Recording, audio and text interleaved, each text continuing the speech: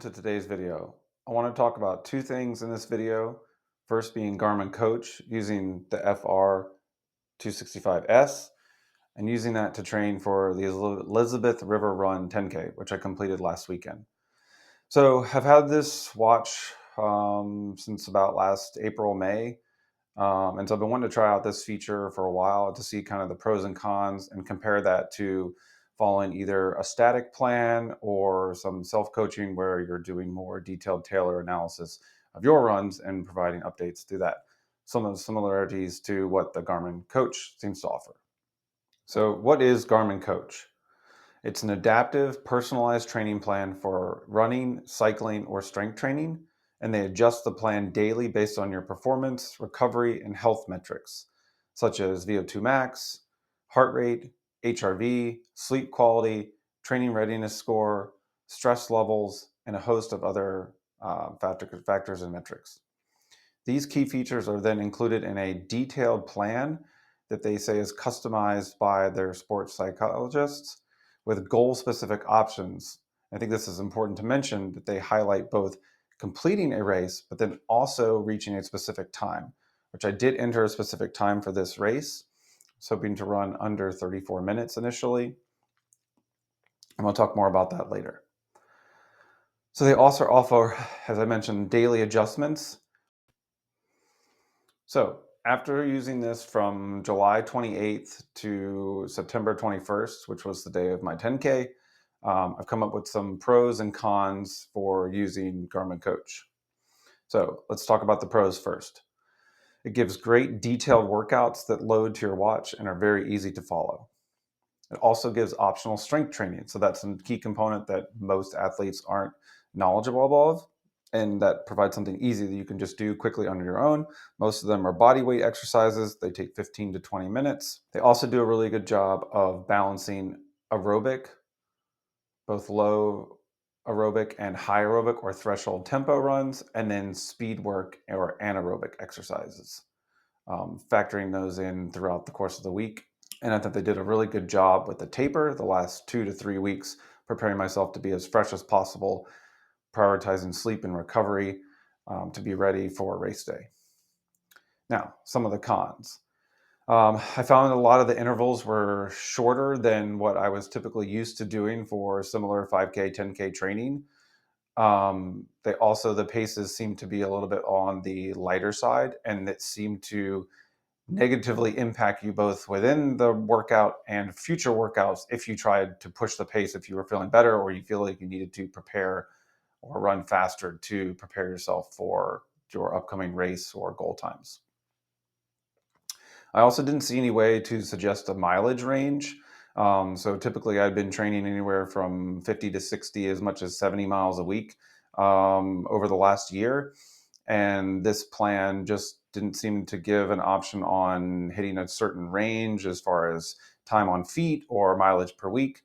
I seem to end up in the 35 to 45 range, which again is not anything wrong inherently with that. But if you're training at a much lower volume than what you are typically used to, that can have adverse effects as well. In a 4 to 5 week stretch, my race predictor times got slower by several minutes, going from close to my goal range within 30 seconds to a minute, so I'm sub 35, dropping all the way to well over 36 minutes, which was obviously not ideal.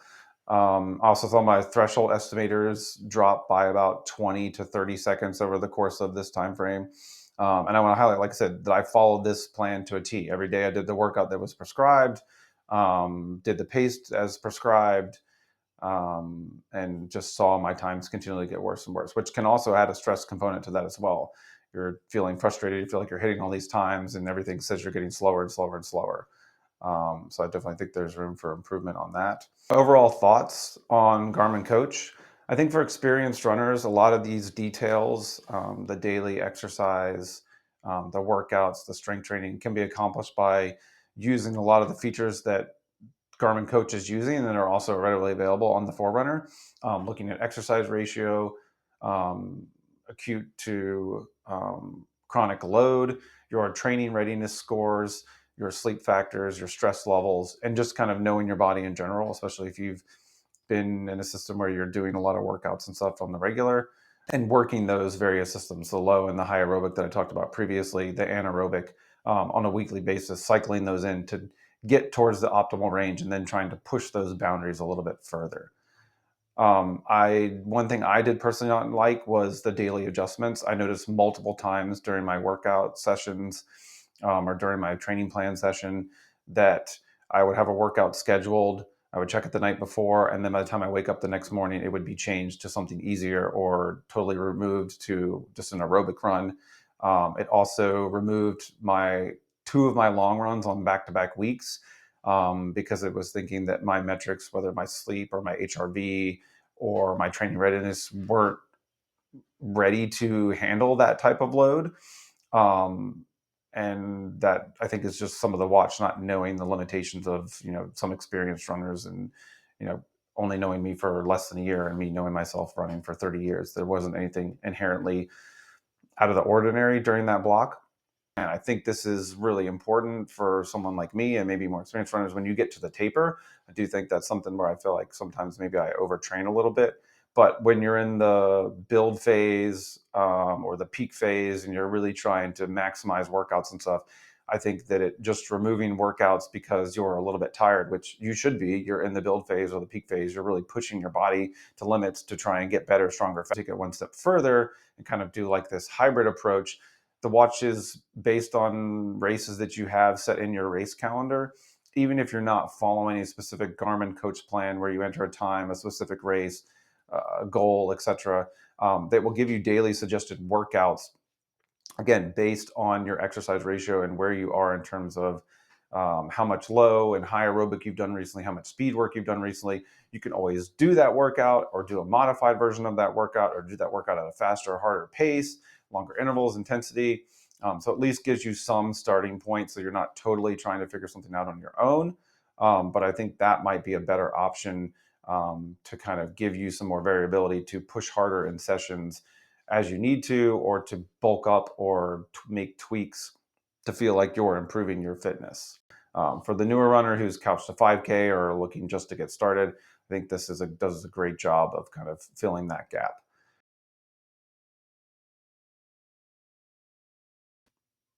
So now I'd like to shift to kind of my thoughts on the Elizabeth River Run 10K itself. So I kind of targeted this race because I feel like going back over the summer when I was looking at my 5Ks and it was being really hot and humid, that was just not the best time to try and be breaking 16 minutes, saving that more for the fall, with some of the cooler weather. And so I thought I was still had a really good aerobic based half marathon, marathon fitness, from the last year. And I thought a 10K would be a nice compromise in between those while still building some speed towards the fall. So I went into this race again, originally hoping to, run a sub 34. I determined very quickly that, through the experimentation of the Garmin Coach, that was probably not going to be possible. So over the last month, I kind of been focusing on going for a sub 35, which would be a 5:38 paced effort, with similar B and C goals of running sub 36, which is a 5:47 pace, or setting a post collegiate personal best running sub 36:15, which is a 5:49 pace. 6:15 in the morning on race day. Woke up at 4:45. Made the drive to Norfolk. And try and do a 10K. Sub 36. Here we go. So on the day of the race, we drove up. It was about an hour or so. I do think I really, really am continuing to dial in and nailed my hydration for this and my fueling, on the morning of. Getting the necessary caffeine, carbs, protein. Felt really strong throughout. Maybe a little bit underhydrated, but I think that was fine with the cooler temperatures. The course itself was a 2-loop course around ODU. And then around mile 4, we ran through a potential flood zone, which unfortunately was timed with high tide and was very, very flooded. Um, Mile 5 had a big uphill into a downhill as we are going over the bridge, and then let things flattened out for that last mile before a 180-degree turn into the finish line, which I've struggled with a little bit. This is actually the second time that I felt like my ability to change gears, has been less than ideal. both in navigating this finishing shoot where I got passed by multiple runners, which is always a little bit frustrating. And then again in Boston, where it's a very crowded race and trying to weave in and out of traffic, trying to pick up gels, trying to pick up hydration, and then get back onto the course and weave around slower people and things like that. Um, so one thing that I would really like to focus on, I was trying to make this a goal back then with more speed work and stuff, but I think I want to do focus on some strides, but doing them not just in a straight line as I've been doing, but maybe add a U-turn in the middle of those. So I'm having to generate speed, slow down, come off a U-turn, and then regenerate speed in a very quick fashion, and see how that preparation may go. In conclusion, I mean, I did have I would say above average race, somewhere between, an A minus and a B plus. I did run a sub 36, my official time being 35:44 when accounting for some of the water. This is about a 5:44 pace. I did take it pretty conservative the first 5K, trying to build into that second 5K and negative split. So I did feel like I had a lot left in the tank. I was pushing the second half. So that's always good. Again, I think the strategy was really good, um, but maybe just a touch conservative in those miles 2 and 3. But I think that's something to build towards.